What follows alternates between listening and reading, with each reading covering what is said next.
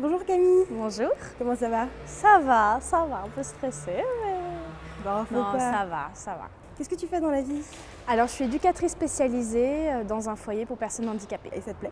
Oui, ça coup va. C'est pas tout le temps facile, mais Ouais. ça va. En tout cas, le métier me plaît. Et quel âge as-tu?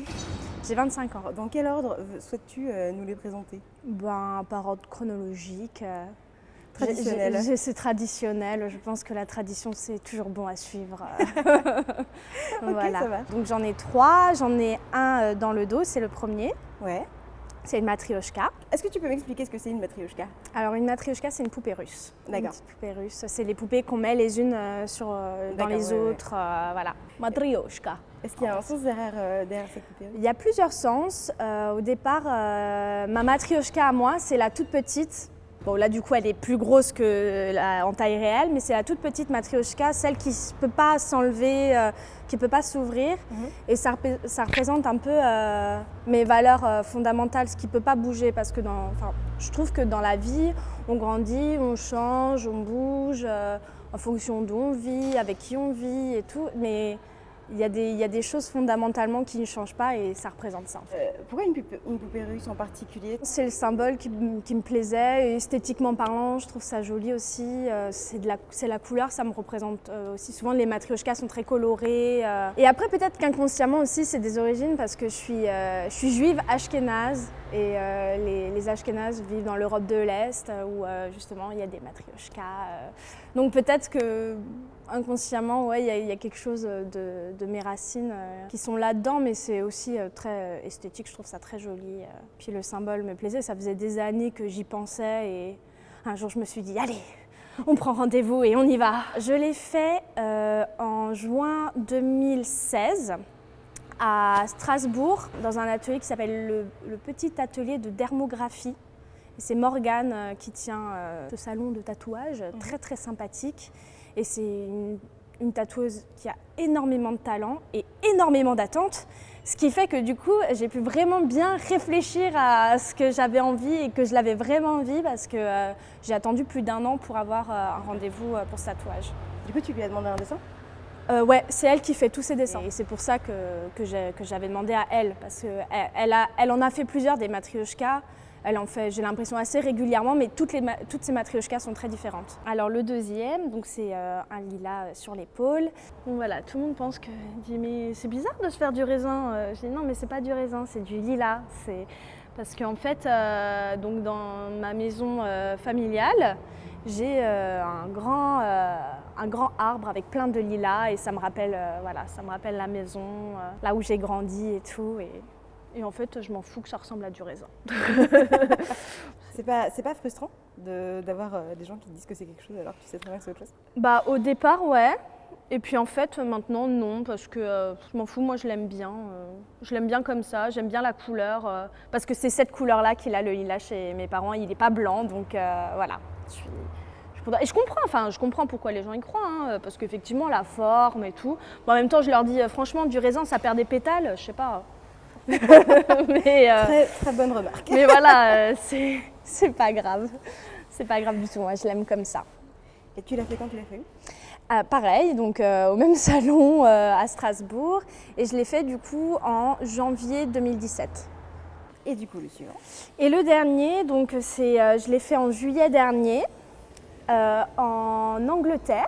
La tatoueuse s'appelle Rosie Malone et en fait j'ai fait ce tatouage avec ma sœur. Elle s'est fait un petit avion en origami sur les côtes. Et voilà, et il n'a pas super bien cicatrisé parce qu'en fait je ne l'ai pas du tout protégé du soleil et tout, donc c'est pas super bien, mais c'est pas grave non plus. Enfin, du coup il a des petits trous, donc peut-être qu'un jour je vais le retoucher. L'idée en fait c'est que le petit avion qu'a ma sœur sur l'épaule, ben ça, il est ouvert et dans le petit avion, il y a un cœur qui a été dessiné et qui a un peu coulé parce que voilà, il a été fait un peu à l'arrache et c'est la relation que j'ai avec ma sœur. On ne vit pas dans les mêmes villes et voilà, on a une relation on est très très proches l'une de l'autre. Alors qu'on est loin, c'est un peu l'idée de correspondance, d'être toujours en lien, puis de partager ensemble la souffrance d'un tatouage. Je pense que c'était bien. Enfin voilà. Ça rapproche. Ça rapproche. Ça rapproche beaucoup. Du coup, tu as fait que de la couleur? Ouais, alors qu'au départ, quand j'envisageais les tatouages, je m'étais dit je ferais que du noir et blanc parce que la couleur ça vieillit trop mal et tout. Et puis je sais pas, j'ai commencé à faire voilà, j'ai commencé à faire la couleur, je trouvais ça trop beau. Et puis je me suis dit bon, tant pis, ça vieillira comme ça vieillira. Enfin, on verra bien quoi. En même temps, la vie elle est comme ça, le corps il est comme ça, il vieillit. Tout reste pas super beau, super frais tout le temps. Donc j'aime bien aussi cette idée-là, que les choses passent, même les tatouages. Et qu'est-ce qui t'a fait sauter le pas pour ton premier tatouage? Sur son Facebook, donc à Morgane, il y a toujours, elle met les prochains rendez-vous, vous pourrez les prendre à partir de juin ou à partir de février. Et je me disais, bon, si en juin j'ai toujours envie, c'est que j'en ai vraiment envie. Et puis effectivement, j'en avais toujours envie. Et du coup, voilà, c'est ça aussi qui m'a fait. Puis du coup, comme j'ai fait le premier tatouage, et je me suis dit, oh, en fait, ça va, ça fait pas si mal que ça. Ah bah allez, on en fait un deuxième. Et puis après, le troisième m'a fait mal, du coup, ça m'a calmée. Mais du coup, voilà, c'est un peu ça qui m'a fait sauter le pas. À ton travail, est-ce que tes tatouages sont acceptés? Est-ce que tu as besoin de les couvrir? Comment ça se passe? Non, il n'y a pas de souci. J'ai une collègue à moi qui est tatouée de partout sur les bras et tout. Donc je pense que, en tout cas, mon employeur, il s'en fiche. Ouais. Mais par contre, il y a une collègue à moi qui est plus ancienne en âge, qui est proche plus de la retraite que moi en tout cas. Et elle a du mal avec ça, ce truc de se marquer le corps.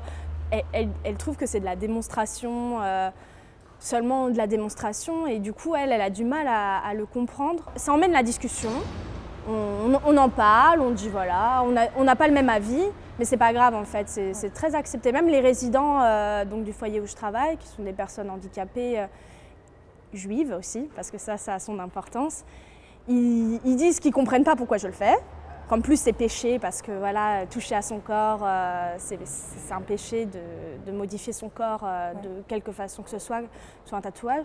Et en plus la représentation du tatouage chez les Juifs, avec ce qui s'est passé pendant la Seconde Guerre mondiale, c'est aussi particulier. Donc, mais ils l'acceptent quand même. Enfin, y a pas, je ne suis pas rejetée. Du coup, ça a été un débat pour toi, avant de te faire tatouer ou pas? J'en ai pas parlé à mon travail. Enfin voilà, pour moi, ils avaient pas. En plus, je le fais pas. C'est pas au milieu de mon visage. Enfin, c'est dans des endroits quand même assez discrets. Ma famille, ils ont toujours accepté. Mon père est tatoué, donc. Voilà, il n'a rien dit. Ma mère, elle trouve ça horrible, mais bon, enfin horrible non, elle trouve même pas ça si horrible que ça, mais elle comprend pas trop pourquoi on se fait ça. Par contre, ouais, c'est vrai que ma famille juive, enfin, ils trouvent mes tatouages jolis, mais je pense qu'au fond, ils comprennent pas trop pourquoi je fais ça. C'est qu'une fois, j'avais eu cette discussion avec une cousine à moi. Elle disait, mais avec ce qui s'est passé, avec les camps de concentration et tout, et les tatouages qu'on a infligés aux Juifs, moi, je pourrais pas du tout me faire tatouer. Ça me remet trop ça en tête et tout, alors que je trouve que ça fait l'effet inverse, quoi. C'est non, on prend le tatouage, on en fait autre chose. Et c'est pas que ça, enfin, le tatouage, c'est pas que les prisons, c'est pas que le marquage dans les prisons, c'est pas que le marquage du bétail, c'est pas que le marquage des gens qu'on emmène dans des camps de concentration, quoi. On se réapproprie le tatouage. Dans ton mail, tu parlais de rapport au corps. J'ai eu un gros surpoids et tout, et j'ai pas mal maigri. Puis voilà, mon corps il a changé et tout, et je pense qu'aussi le tatouage, c'est une façon de dire bah, mon corps il m'appartient, enfin j'en fais ce que je veux. Même dans les débats que j'ai, par exemple avec ma collègue là, qui est un peu plus âgée et tout, je disais mais en fait mon corps, j'en fais ce que je veux. Enfin, si les gens ils ont envie de penser que c'est une façon de se montrer, de faire sa belle, de voir les tatouages, machin, ils sont trop beaux, regardez-les. Même si en plus c'est vrai, hein, des fois j'achète des dos nus exprès parce que je me dis ah comme ça on va le voir et tout. Mais en fait, ouais je le fais parce que en fait, c'est mon corps et j'en fais ce que je veux. Même les résidents qui me disent oui c'est péché, bah en fait ouais c'est péché et alors, enfin je fais ce que je veux de mon corps, je le marque si je veux, je grossis si je veux, je maigris si je veux et voilà c'est une façon de m'approprier mon corps et il vieillira avec et alors oui j'aurai 80 ans, j'aurai des tatouages, c'est pas grave quoi. Est-ce que tu as d'autres projets de tatouage? Bah en fait le dernier m'a fait tellement mal alors que c'est le plus petit que non, et puis en plus j'ai un espèce de tic à me dire jamais en chiffre pair. Je sais pas pourquoi, mais jamais de chiffre pair dans les tatouages, toujours en impair. Donc ça veut dire si j'en fais un quatrième, il faudrait que j'en fasse un cinquième. Okay. Et du coup, je vais me calmer. En plus, là, même au niveau de l'argent, ça coûte cher et tout. Habiter à Paris, ça coûte cher aussi, donc il faut faire des choix. Il faut faire des concessions. Donc voilà, pour l'instant, pas de projet. Après, on ne sait jamais. Hein. On sait jamais. Ok, merci beaucoup Camille. Merci. T'as bien aimé cette vidéo, non? Mettez un pouce bleu par exemple, ou un pouce violet. Abonne-toi. Clique. Clique. Ouais.